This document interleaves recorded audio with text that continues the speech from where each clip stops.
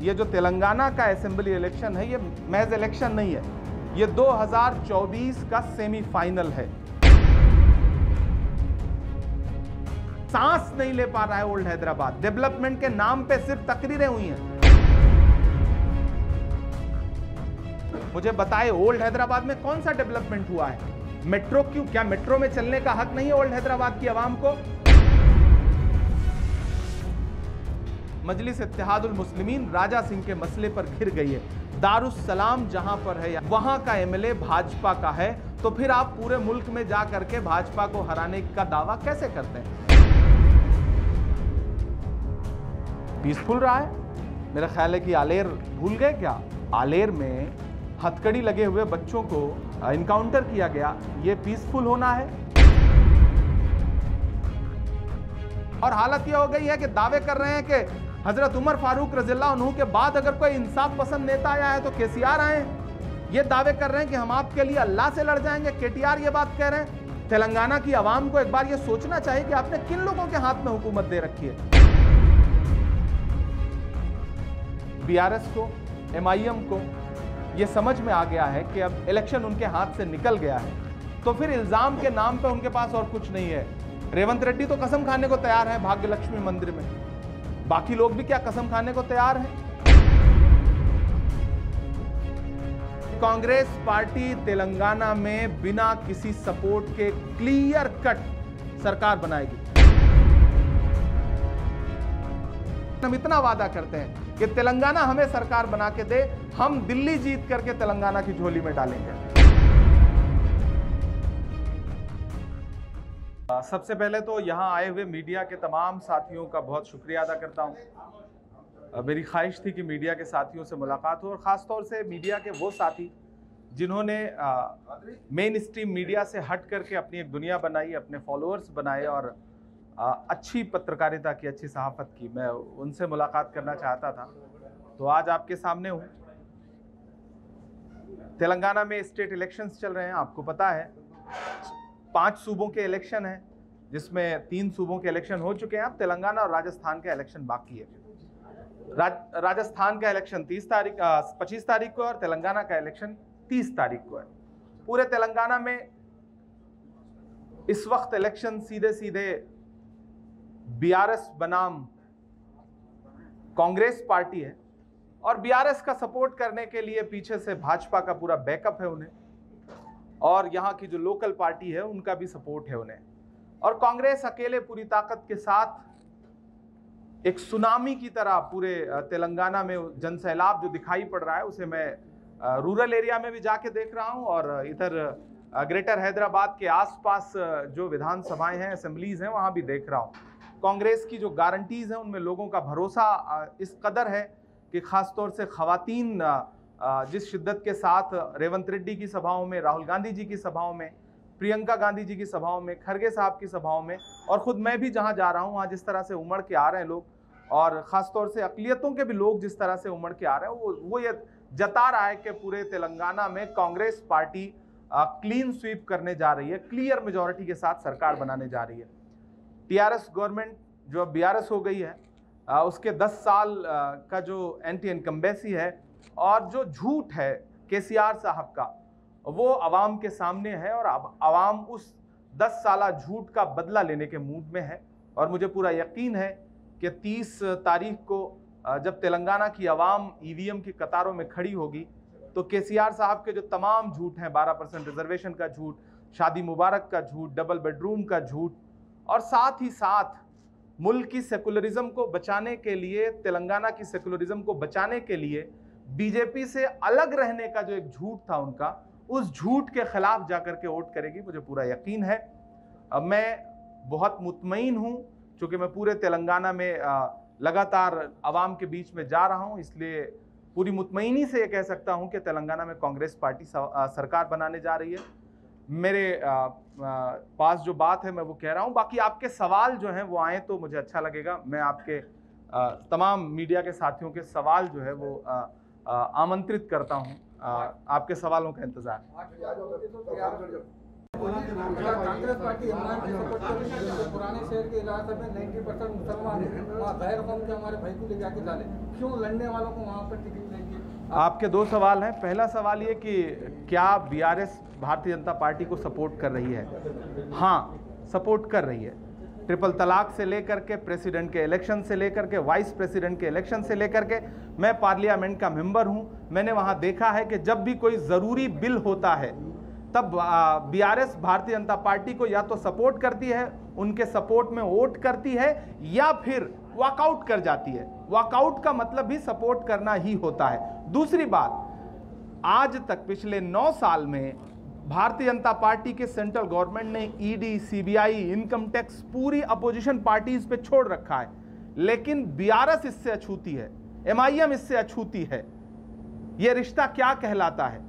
जिस जुर्म में मनीष सिसोदिया पिछले 6 महीने से, संजय सिंह पिछले 1.5 महीने से जेल काट रहे हैं, उस जुर्म के जो असली सूत्रधार हैं उनको पूछताछ के लिए भी नहीं बुलाया जा रहा है। तो यह रिश्ता क्या कहलाता है? पहली बात। दूसरा, आपका सवाल है कि अक़लियतों को टिकट क्यों नहीं दे रही है कांग्रेस पार्टी। कांग्रेस पार्टी ने अक़लियतों को टिकट दिया है। टिकट देने के लिए बहुत सारी चीज़ें देखी जाती हैं, विनिंग सिचुएशन देखी जाती है, कैंडिडेट देखा जाता है, और हमने कोशिश की है कि हम ज़्यादातर ऐसी जगहों पर टिकट दें जहां कैंडिडेट जीत करके असेंबली में पहुंचे, ताकि जीतने वालों का परसेंटेज बढ़ सके। हम इस कोशिश में हैं और हमें पूरा यकीन है कि हम इसमें कामयाब होंगे। और एक बात मैं क्लियर करना चाहता हूं तेलंगाना की आवाम से कि टिकट सिर्फ विधानसभाओं के ही नहीं होते हैं, असेंबली का ही टिकट नहीं होता है, उसके बाद भी टिकट होते हैं, एमएलसी के टिकट होते हैं, राज्यसभा के टिकट होते हैं। तो मुतमईन रहिए, हम यकीन दिलाते हैं तेलंगाना की आवाम को कि राहुल गांधी जी का जो वादा है कि हम हिस्सेदारी के मुताबिक भागीदारी देंगे, तो हम आने वाले वक्त में बाकी जो इलेक्शंस आएंगे, जिसे आप एमएलसी का इलेक्शन कहते हैं, जिसे आप राज्यसभा का इलेक्शन कहते हैं, या फिर हुकूमत बनने के बाद जो बहुत सारी पॉलिटिकल अपॉइंटमेंट्स होती हैं, हम उसमें अक़लियत के लोगों को पूरी नुमाइंदगी देंगे, ये यकीन दिला रहे हैं। पिछले राज्यसभा इलेक्शन में एमआईएम ने आपको सपोर्ट किया था, उनके 2 वोटों से आपने सीट हासिल की, फिर आप दोनों के बीच में क्लैशेस क्यों है? बहुत अच्छा सवाल पूछा है। मैंने आज तक इस सवाल पे कभी जवाब नहीं दिया। आज चूंकि मैं हैदराबाद में बैठा हूं तो मैं इसका जवाब दे रहा हूं। महाराष्ट्र के राज्यसभा के इलेक्शन में कांग्रेस पार्टी ने मुझे कैंडिडेट बनाया। आपको बता दूं कि महाराष्ट्र में राज्यसभा का इलेक्शन जीतने के लिए 41 वोटों की जरूरत थी, 41 एमएलएज की जरूरत थी। कांग्रेस पार्टी के पास वहां 44 एमएलएज ऑलरेडी हैं। इमरान प्रतापगढ़ी को 44 वोट अपनी पार्टी के पूरे मिले, जबकि मुझे जरूरत थी 41 वोट की, लेकिन मुझे 44 वोट मिले हैं, मेरी ही पार्टी के 44 के 44 वोट। अब पलट करके आप उनसे पूछिए जो ये दावा करते हैं कि हमने इमरान प्रतापगढ़ी को वोट दिया, उनसे पूछिए कि आपने इमरान प्रतापगढ़ी का नाम लेकर के शिवसेना को वोट दिया या बीजेपी को वोट दिया। मैं अक्सर एक बात कहता हूं कि एक परिंदा होता है, वो रात में जब सोता है तो अपनी दोनों टांगें ऊपर कर लेता है। उसे लगता है कि जब आसमान गिरेगा तो मैं अपनी टांगों से उसे रोक लूंगा। तो बहुत सारे लोग इसी तरह की जद्दोजहद में, उन्हें लगता है कि दुनिया में जो कुछ हो रहा है हम ही करेंगे, हम ही से हो रहा है। जबरदस्ती की क्रेडिट लेना बंद करिए। इमरान प्रतापगढ़ी को जिताने के लिए कांग्रेस पार्टी के 41 एमएलए प्लस 3 वोट हमारे पास एक्स्ट्रा थे, जो कि 44 के 44 वोट इमरान प्रतापगढ़ी को मिले हैं। ये झूठ बोलना बंद करिए। क्या 2024 के इंतखाबात कांग्रेस स्वीप करेगी? बिल्कुल जी, और अगर ऐसा होता है तो बिल्कुल स्वीप करेगी। मैं तो तेलंगाना की आवाम से एक बात मुसलसल कह रहा हूं कि ये जो तेलंगाना का असेंबली इलेक्शन है, ये महज इलेक्शन नहीं है, ये 2024 का सेमीफाइनल है। तेलंगाना हमें असेंबली इलेक्शन जिता के दे, यहाँ हमारी हुकूमत बना के दे। हम यहाँ की आवाम से वादा करते हैं कि 2024 में दिल्ली में कांग्रेस पार्टी और इंडिया अलायंस सरकार बनाएगी, इसमें कोई दो राय नहीं है। पहली बात। दूसरी बात कि तेलंगाना को हम क्या देंगे, आपका सवाल यह है। तेलंगाना ही हमने दिया है।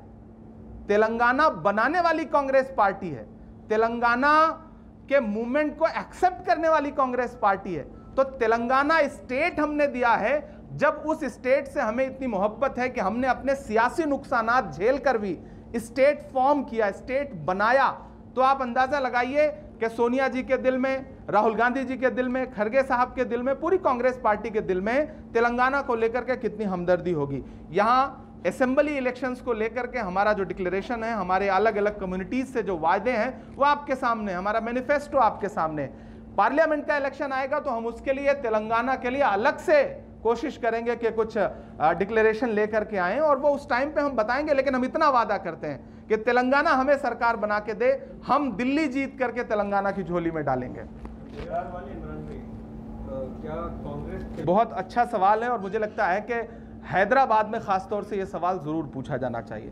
पूरे हिंदुस्तान में बड़ी बड़ी तकरीरों के जरिए बताया जाता है कि हैदराबाद और तेलंगाना तो बिल्कुल महफूज है, जबकि ये वही तेलंगाना है, ये वही हैदराबाद है जहां 77,000 एकड़ जमीनों में से तकरीबन लगभग 60,000 एकड़ जमीनें या तो लूट ली गई हैं वक्फ की, या तो बेच दी गई हैं। बेचने वाले कौन हैं, लूटने वाले कौन हैं, किसका किसका हिस्सा है, अवाम समझती है, अवाम जानती है, हमें बताने की जरूरत नहीं है। वक्फ बोर्ड की प्रॉपर्टीज पे जो इंक्रोचमेंट हैं वो हमारी पहली प्रायोरिटी हैं। हमारे आबाओ अजदाद की जो ज़मीनें हैं, अगर उन ज़मीनों को हुकूमत सही से संजो ले तो शायद अक़लियतों के तमाम मसाइल, तमाम डेवलपमेंट के इश्यूज़ उन ज़मीनों से आने वाले रेंट से या उन ज़मीनों के क्या जो रेवेन्यू होगा उनसे जनरेट हो सकते हैं। इसलिए हुकूमत बहुत संजीदा है। हम वादा करते हैं हमारी सरकार बनेगी तो हम वक्फ बोर्ड को हर वो ताकत देंगे जो तेलंगाना में वक्फ बोर्ड की ज़मीनों को महफूज रख सके। ये एकदम क्लियर कट हमारा वादा है और ये वादा हमने लिखित में किया है। ये हमारा वादा केसीआर की तरह झूठा वादा नहीं है। केसीआर ने झूठे वायदे किए, लेकिन आज हालत यह है कि वक्फ बोर्ड की जमीनें तो छोड़िए, वक्फ बोर्ड के जो कागजात हैं वो कहां सील पैक होकर के रख दिए गए हैं कि अगर आज कोई मीडिया का साथी या कोई आरटीआई लगाने वाला या कोई एक्टिविस्ट अगर चाहे कि वक्फ बोर्ड की प्रॉपर्टीज के कागजात उसे मिल जाएं तो ये हुकूमत उसे कागजात तक देखे जाने की इजाजत नहीं दे रही। आप सारे लोग इस बात से वाकिफ हैं। तो हम आपको मुतमईन करते हैं कि सरकार बनते ही वक्फ बोर्ड की प्रॉपर्टीज के तहफ्फुज के लिए हम पूरी जिम्मेदारी से काम करेंगे और इसकी जवाबदेही मैं खुद इमरान प्रतापगढ़ी खुद ले रहा हूं एज ए माइनॉरिटी डिपार्टमेंट के नेशनल चेयरमैन की हैसियत से, as a member of parliament की हैसियत से। जी ये बताइए कि माइनॉरिटीज क्यों कांग्रेस को वोट दी? सवाल अच्छा है। क्यों बोले तो माजी में यही लोग जो आज लैंड ग्रैबर जो वक्फ प्रॉपर्टी का आगे उसका सपोर्ट तो कांग्रेस ही करी थी। सवाल बहुत अच्छा है कि कांग्रेस को क्यों वोट करें। मैं पलट के एक सवाल पूछता हूं कि टीआरएस को माइनॉरिटीज ने क्यों वोट किया। कुछ वायदे थे, कुछ दावे थे, कुछ कहा गया था केसीआर साहब की तरफ से, एक भी वायदा सच्चा साबित नहीं हुआ। कांग्रेस वायदा नहीं कर रही है, लिख करके दे रही है, डिक्लेरेशन कर रही है प्रॉपर। पहली बार ऐसा हो रहा है कि अलग अलग कम्युनिटीज के लिए हम लिख करके बाकायदा डिक्लेरेशन कर रहे हैं कि हमारी हुकूमत आते ही हम ये करेंगे। सबसे जरूरी बात, हमें इसलिए अक़लियत के लोग वोट करें कि हम उनसे ये कह रहे हैं कि हम माइनॉरिटीज के एजुकेशनल अपलिफ्टमेंट के लिए हम अलग से योजना लेकर के आ रहे हैं, अलग से स्कीम्स लेकर के आ रहे हैं। पीएचडी से लेकर के हाई स्कूल तक, इंटरमीडिएट तक बच्चों की पढ़ाई के लिए, एमफिल के लिए हम अलग से बच्चों को स्कॉलरशिप देंगे। पहली बात कि हम तालीम के लिए अलग से बजट रखेंगे और सिर्फ बजट रखेंगे नहीं, उससे कोशिश करेंगे कि आवाम के बीच तक वो बजट पहुंचे भी। दूसरी बहुत अहम बात कि हमने ये वायदा किया है कि हैदराबाद और तेलंगाना के जो अक़लियत के लोग हैं वो छोटे कारोबार करते हैं, उनको छोटे छोटे फाइनेंस की ज़रूरत है, छोटे छोटे लोन की ज़रूरत है। हम माइनॉरिटीज़ के लिए अलग से एक बोर्ड बना रहे हैं, फाइनेंस कॉरपोरेशन, जिसके ज़रिए हम माइनॉरिटीज़ के लोगों को सब्सिडाइज तरीके से कम इंटरेस्ट पर सरकार की तरफ से उन्हें कोशिश करेंगे कि लोन मुहैया कराएं। कांग्रेस ने अक़लियतों को क्या दिया है और अक़लियतों के साथ नाइंसाफ़ी की है। मैं अक्सर एक बात कहता हूँ वो कांग्रेस पार्टी है जिसने डॉक्टर जाकिर हुसैन को इस देश का राष्ट्रपति बनाया। वो कांग्रेस पार्टी है जिसने फखरुद्दीन अली अहमद साहब को इस देश का राष्ट्रपति बनाया। वो कांग्रेस पार्टी है जिसने ज्ञानी जैल सिंह साहब को इस देश का राष्ट्रपति बनाया। अकलियत में सिर्फ मुसलमान नहीं आता, सिख, ईसाई, पारसी, बौद्ध, जैन सब आते हैं। वो कांग्रेस पार्टी है जिसने मौलाना आजाद को इस देश का पहला एजुकेशन मिनिस्टर बनाया। वो कांग्रेस पार्टी ही है जिसने रफी अहमद किदवई को इस देश का एग्रीकल्चर मिनिस्टर बनाया, सैयदा अनारा तैमूर को असम का मुख्यमंत्री बनाया, बरकतुल्लाह साहब को राजस्थान का मुख्यमंत्री बनाया, अब्दुल गफूर साहब को बिहार का मुख्यमंत्री बनाया। वो कांग्रेस पार्टी है जिसने अब्दुल रहमान अंतुले को महाराष्ट्र का मुख्यमंत्री बनाया, गुलाम नबी आजाद साहब को कश्मीर का मुख्यमंत्री बनाया। वो कांग्रेस पार्टी ही है जिसने सलमान खुर्शीद को सेंट्रल मिनिस्टर बनाया। वो कांग्रेस पार्टी है जिसने जब लोग आपकी परछाई से दामन बचा रहे थे तब इमरान प्रतापगढ़ी को 34 साल की उम्र में देश की सबसे बड़ी पार्लियामेंट में यानी कि अपर हाउस में राज्यसभा में बिठाया, महाराष्ट्र जैसे स्टेट से। तो यह कहना कि कांग्रेस पार्टी नाइंसाफी करती है, मैं इससे इत्तेफाक नहीं रखता हूं। इस देश में आरएसएस की आइडियोलॉजी के खिलाफ अगर ईमानदारी से कोई एक नेता लड़ रहा है, उस नेता का नाम राहुल गांधी है और वो पुरजोर तरीके से लड़ रहा है। वो तकरीरें नहीं कर रहा है, वो ग्राउंड पे उतर रहा है नफरत कम करने के लिए, अपने पैर के छालों की परवाह किए बगैर पूरा मुल्क नाप रहा है। यह है उसकी कोशिश। मैं यकीन दिलाता हूं कोई नाइंसाफी नहीं होगी, नाइंसाफी होगी तो हम सब लड़ेंगे। कि दामन फैला करके वोट मांग रहे हैं और हालत यह हो गई है कि दावे कर रहे हैं कि हजरत उमर फारूक रज़ियल्लाहु अन्हु के बाद अगर कोई इंसाफ पसंद नेता आया है तो केसीआर आए। ये दावे कर रहे हैं कि हम आपके लिए अल्लाह से लड़ जाएंगे। केटीआर ये बात कह रहे हैं। मुझे लगता है कि तेलंगाना की आवाम को एक बार ये सोचना चाहिए कि आपने किन लोगों के हाथ में हुकूमत दे रखी है जो इस तरह की बातें करते हैं, इस तरह गुरूर की बातें करते हैं। ये गुरूर भी है और आवाम के यकीन से खिलवाड़ भी है। मुझे पूरा यकीन है कि तेलंगाना की आवाम इन तमाम मगरूरियत भरे बयानों का बदला जरूर लेगी 30 नवंबर को। कांग्रेस को राष्ट्रीय चैनल पे एतमाद नहीं रहा, सोशल मीडिया प्लेटफॉर्म पे नहीं बिल्कुल। हमें देखिए, एतमाद होना अलग बात है और पहचान लेना अलग बात है। हमने नेशनल प्लेटफॉर्म के जो मीडिया चैनल्स हैं उनमें जो एजेंडा चलाने वाले एंकर बैठे हुए हैं, हमने उनको पहचान लिया कि किसका एजेंडा क्या है। हमने इसलिए उन्हें बॉयकॉट किया, लेकिन हमने चैनलों को बॉयकॉट नहीं किया। हमने एजेंडा चलाने वाले एंकरों को बॉयकॉट किया, पत्रकारों को नहीं। मैं उनको पत्रकार नहीं मानता। पत्रकार और एंकर में बहुत फर्क होता है।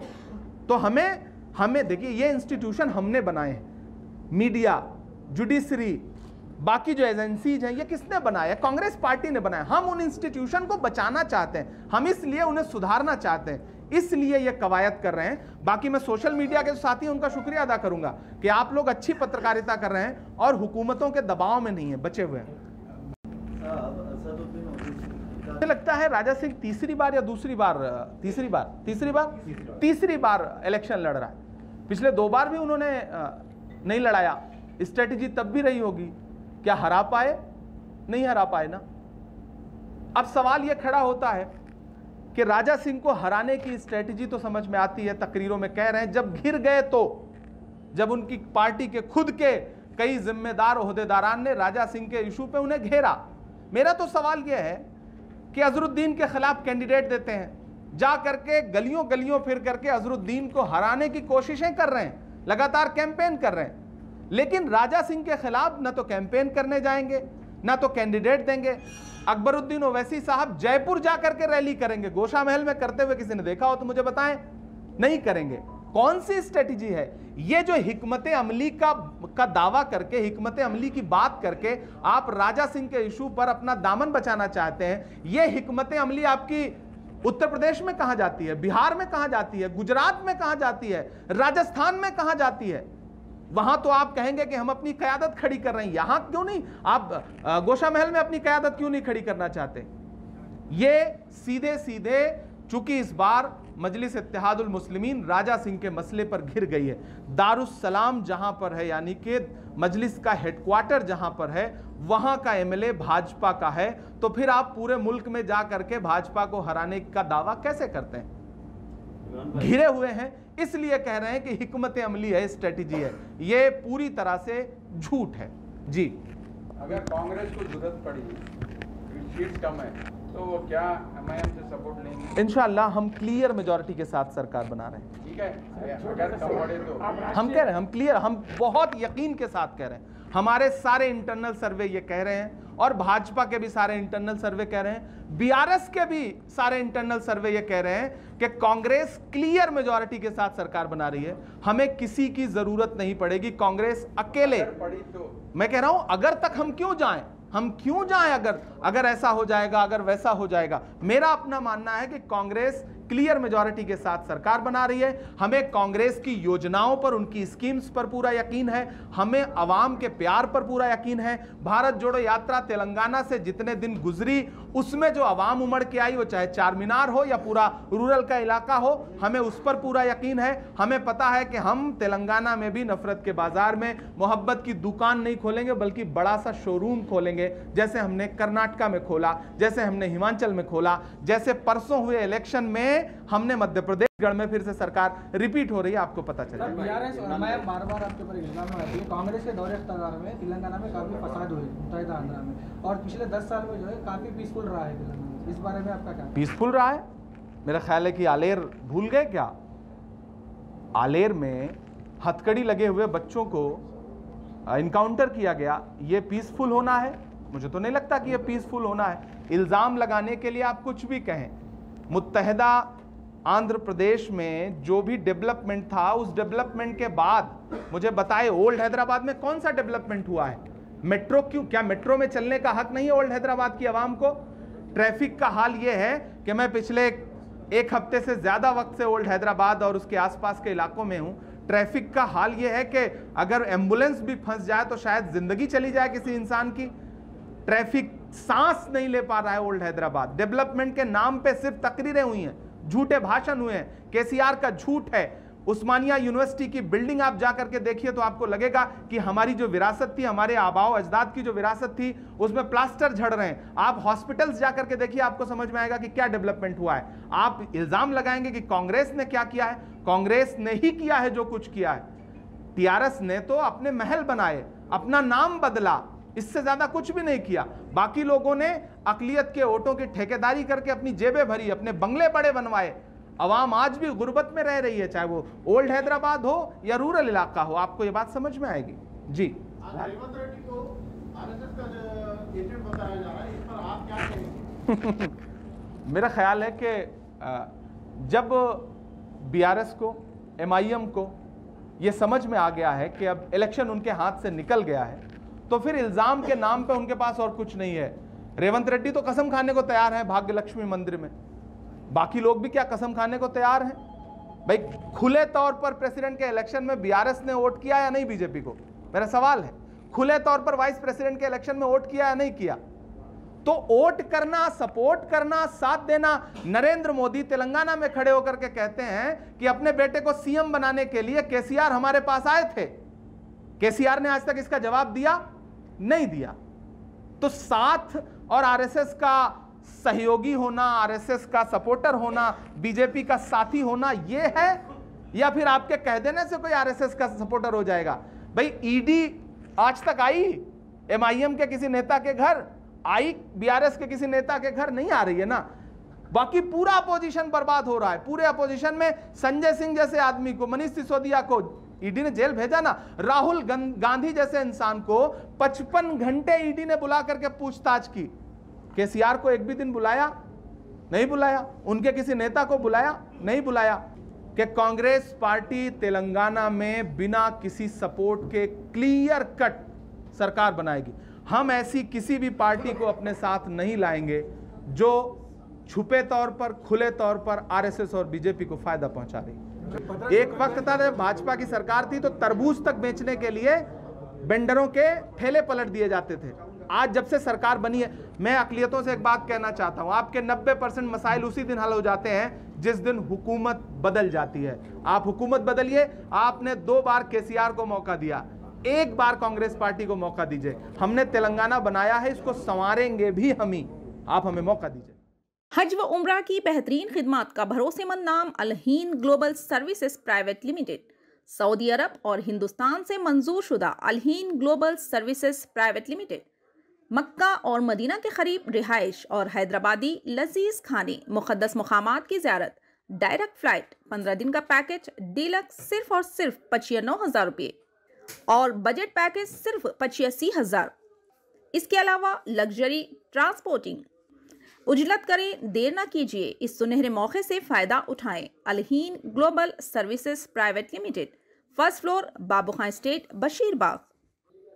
मजीद जानकारी के लिए 9949940160 या फिर 04048549586 पर भी राब्ता कर सकते हैं।